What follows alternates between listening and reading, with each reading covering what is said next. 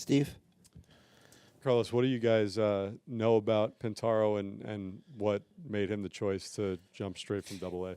Yeah, pretty cool story, right? I think this is an organizational win when you're talking about a kid that was pitching independent ball last year. And for our scouting department to identify the talent, putting it in the system, and then player development, helping this kid to a point where, his name is in the conversation for a potential called up, and now he's getting an opportunity.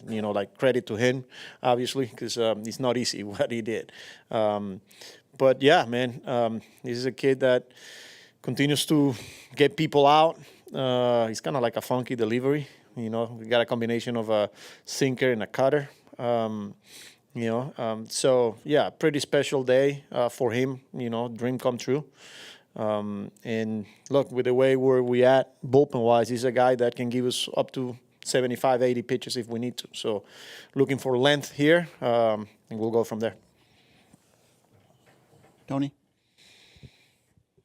I think this is the 6th day in a row that you've made at least one pitching move in the bullpen. Just how difficult is this as a management team to kind of get everything sorted every day and have a bullpen that you can feel comfortable with going into each night's game? Yeah, it's part of 162 because it's crazy how things change so quick. I think we went for the first month without making a transaction, and I don't think I've seen that happening. And here we are, making 6 days in a row where it's at times 2 of them, a day like today. But it's part of it, And I remember my first day addressing the team in spring training, like a lot of guys that are not even here in this room are going to impact. So it's on us to make those guys feel welcome, make them feel comfortable, because they're here for a reason, and they're going to help us win baseball games. It's part of it, It's what we do here. Guys will come in and out, and it comes down to then helping us win baseball games at this level. So yeah, I don't make too much. It's just part of the grind, especially when you face injuries, you're playing a stretch of games where there's no off days in between. It's going to happen. So that's why you build depth, and here we are, getting tested. And with Waddell now being the only lefty down there, does that change in your mind how you use him? Yes and no. We'll treat him more as a reliever, as opposed to a guy that is going to come in here and give us 75 pitches. So yeah, we'll treat him more like a normal reliever, where he pitches maybe a day off or 2, depending on how many pitches he throws. He's not, as of right now. Again, everything can change, in a couple of days. But he's the only lefty there, and then we'll treat it as. Howie? Carlos, how would you characterize the jump for a pitcher from Double-A to the majors now compared to what it might have been 5-10 years ago? Yeah, it's a big jump. It's a big jump. It's a big jump going from Double-A to Triple-A, because the baseball is different. So they use a different baseball in Double-A than what they use in Triple-A. Has that always been the case? I think it's been the case for a couple of years now. I'm not sure.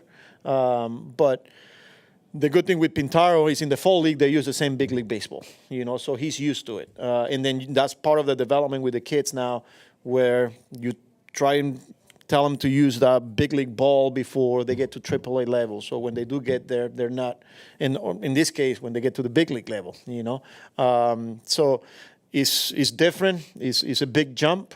For a lot of different reasons. You're facing big league hitters, 1 through 9. On the Double-A level, not so much. But this is a kid that Pentaro specifically, he's been through a lot, and he earned it. What is the difference between the big league ball? Seems higher, lower? Yeah, I'm not sure which way, but it's a different baseball. You didn't know that, huh?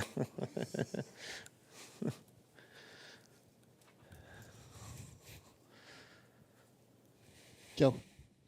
Carlos, have you gotten an update on Mark Vientos, how he's done the last couple of days, and is there a next step? Yeah, so he played last night, and they had a day game today.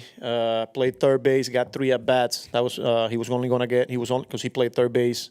Played third base again today.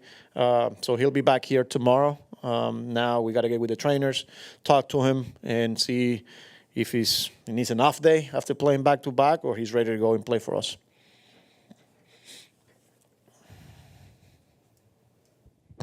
Hi, Dahani Joseph with The Athletic. I'm asking about Clay Holmes. He already surpassed his career high in innings pitched this season. Are you guys worried at all about the fatigue and wear and tear up until this point? And going forward? I wouldn't say worry, but we're watching him closely, just like we're watching and monitoring all of our guys here, especially when you get to this point. And a guy like Clay making that transition, there's a lot of testing that they do in the training room, in the weight room, that kind of guide us, when we're making decisions. The feedback from the player is important, obviously.